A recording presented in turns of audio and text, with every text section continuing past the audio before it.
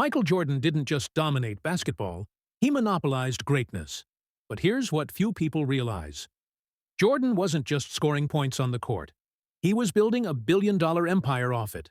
From a rookie in 1984 to the first athlete ever to turn his name into a global brand, Jordan didn't just change how people played basketball, he changed how athletes did business.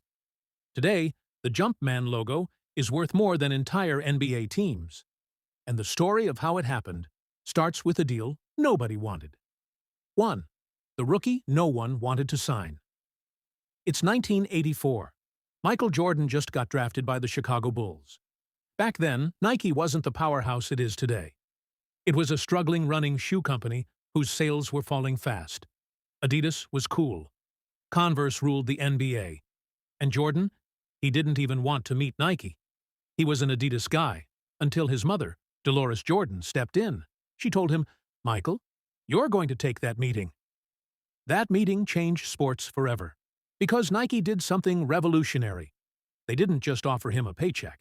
They offered him a partnership, a 5-year deal worth $2.5 million, unheard of for a rookie, plus royalties for every shoe sold. Jordan didn't just wear the shoes, he owned part of them, but the deal almost crashed before takeoff. 2. The banned shoe that sold millions. When Jordan stepped on the court wearing the first Air Jordan 1s, the NBA said no.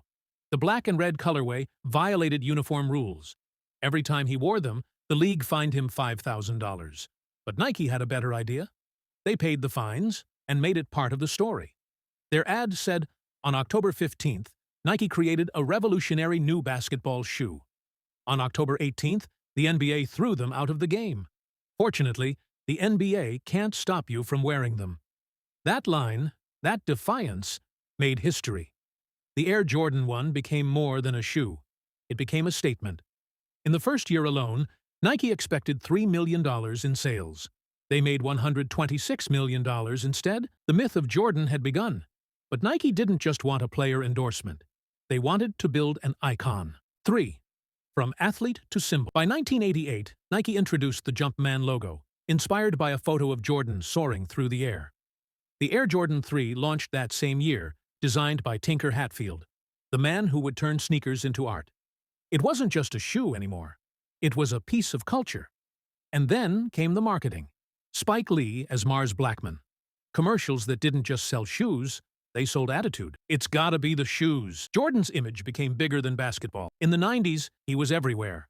Gatorade, McDonald's, Hanes, even Space Jam. Every ad reinforced the same message. Michael Jordan wasn't a man. He was a myth. But myths fade, unless you turn them into something permanent. 4. The birth of Jordan Brand. In 1997, Nike made a bold move.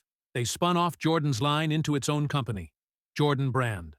For the first time in history, an athlete had his own brand within a brand. It was more than a logo. It was independence. Jordan became not just a spokesperson, but an owner. He started earning a royalty on every product sold, around 5% of global sales. Today, that's hundreds of millions every year. But here's the twist.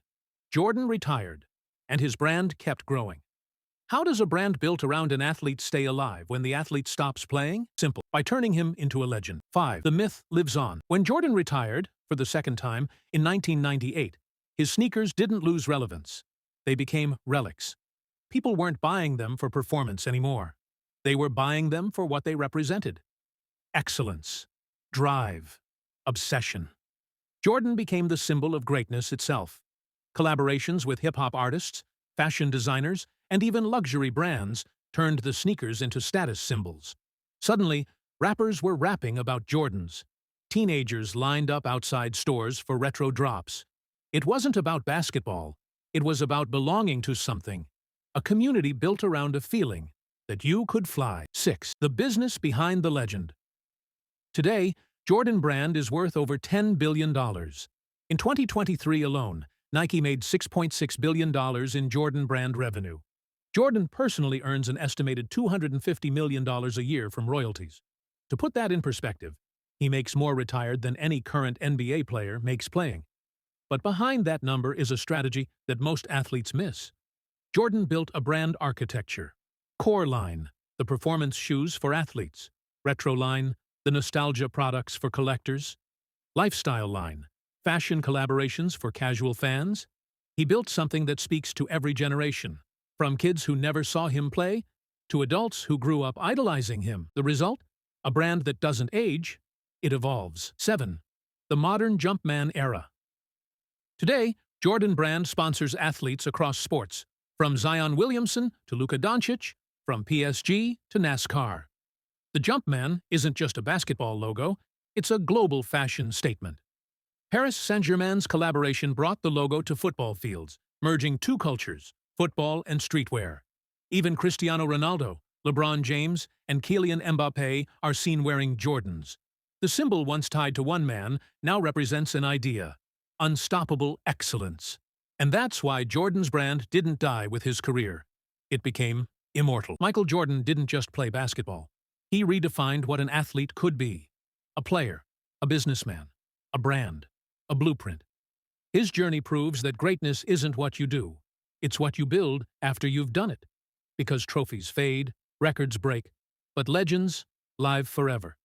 And in Jordan's case, his legend has wings.